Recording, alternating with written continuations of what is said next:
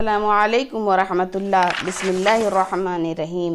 اللہ کے ذکر کی فضیلت حضرت ابو درداء رضی اللہ تعالیٰ عنہ سے روایت ہے کہ رسول صلی اللہ علیہ وسلم نے ارشاد فرمایا، کیا میں تم کو وہ عمل بتاؤں جو تمہارے سارے اعمال میں بہتر اور تمہارے مالک کی نگاہ میں پاکیزہ تر ہے اور تمہارے درجوں کو دوسروں تمام اعمال سے زیادہ بلند کرنے والا ہے، اور راہ خدا میں سونا اور چاندی خرچ کرنے سے بھی زیادہ اس میں خیر ہے، اور اس جہاد سے بھی زیادہ تمہارے لیے اس میں خیر ہے جس میں تم اپنے دشمنوں اور خدا کے دشمنوں کو موت کے گھاٹ اتارو اور وہ تمہیں ذبح کریں اور شہید کریں۔ صحابہ رضی اللہ عنہ نے عرض کیا، یا رسول اللہ صلی اللہ علیہ وسلم، ایسا قیمتی عمل ضرور بتائیں۔